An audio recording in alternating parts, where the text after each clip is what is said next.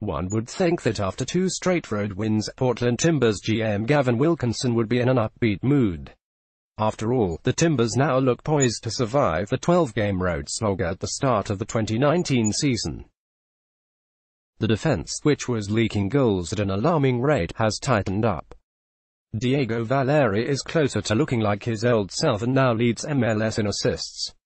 Youngsters Jeremy E. Bobbies and Christian Paredes have raised their level.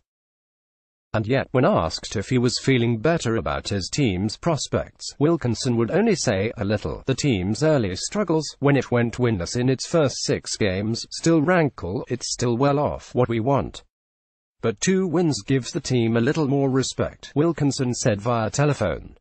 I think if we stay grounded, we'd admit that there's still a lot of things to work on and a lot of points we need to catch up on as such.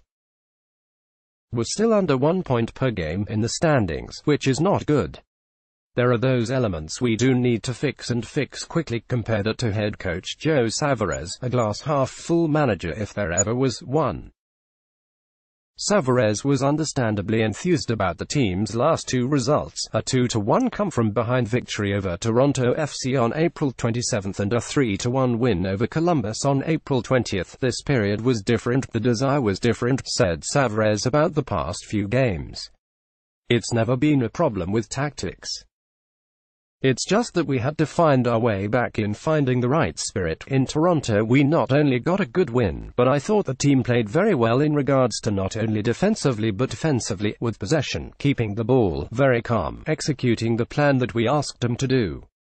So all around, it was a very positive 10 days for us. There is accuracy in both of their perspectives, of course.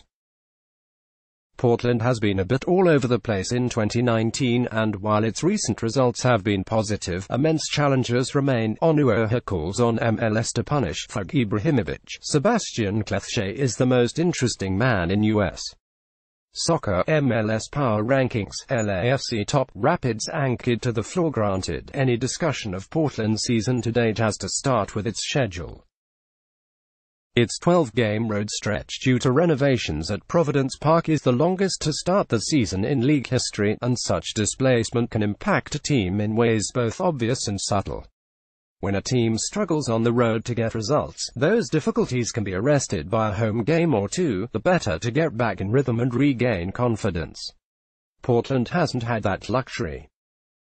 Then there's the increase in fatigue that comes from constantly playing on the road. The extended run of away games also cuts into practice time, reducing the opportunities needed to correct on-field problems.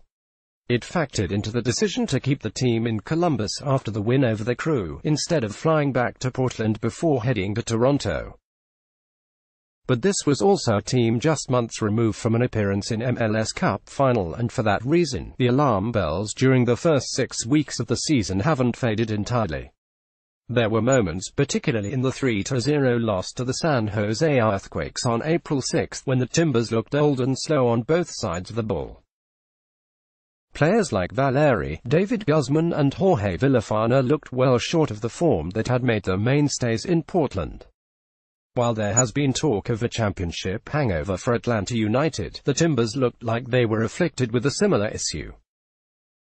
Wilkinson, for his part, admitted that his attempts to strengthen the side in the off-season didn't go like he hoped. I have to, in my role, take some responsibility. While he succeeded in landing right-back Jorge Moreira, the Paraguayan didn't arrive until the last few weeks of pre-season, limiting his time to acclimate. Given the departure of defender Liam Ridgewell, and in particular his ability to play out of the back, Wilkinson also said he wanted to acquire a central defender but was boxed in to a degree. He wanted a player who had MLS experience, but with the current CBA expiring after the end of this season, he also didn't want to get locked into a long-term contract. That limited the pool of candidates, and Portland ended up acquiring Claude Diolna from the New England Revolution, who has played just 177 minutes so far. As for the long-rumored striker search, reports have linked Necaxa's Brian Fernandez with the club, though there is only a week left in the current transfer window to get that deal done. That inability to restock appeared to create a bit of complacency in the side early on, but some of the Timbers' younger players have stepped up in recent weeks. Billy Loma scored an absolute golazo to keep Portland's comeback and has looked more settled alongside Larry's Mabiala in the center of defense. eBobbies has responded to the reports of a new forward signing in the best way possible, scoring in the past 2 games. Paredes has arguably been the most instrumental of all, forming a solid central partnership alongside the always dependable Diego Chara and providing some protection for the backline. The work that Paredes did to close down Toronto midfielder Alejandro Pozuelo constantly and not give them time or space to play was tremendous work, Savarez said. In possession, he built up during the match and he covered a lot of ground. He was good with the ball or without the ball. All of this has served to free up Valeri. Such was the Argentines' play early on that a previously unthinkable question began to formulate: was Valeri still a 90-minute player? A heel injury slowed his progress at one point, but in recent weeks, that question has been answered. I think when the whole team is working hard, then all of a sudden a guy like Valeri steps up and starts becoming the one that we know.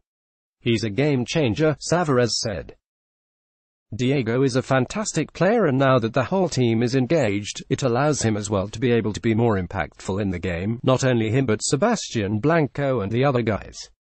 You see, for me, it was a matter of time for the guys to get everything together, but guys like Chara, Blanco, Valeri, they still contribute a lot to the game. When you see them at practice, they're still motivated to play, so is a return trip to MLS Cup final possible? That still seems very far away, especially in a Western Conference that looks to be highly competitive this season.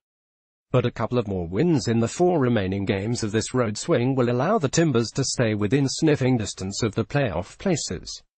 And if Wilkinson can bring in some reinforcements, a second-half revival along the lines of what DC United did last year is possible. We're trying to find a balance in making sure that we are not that low when tough times are here and not that high when good things are starting to happen, Savarez said.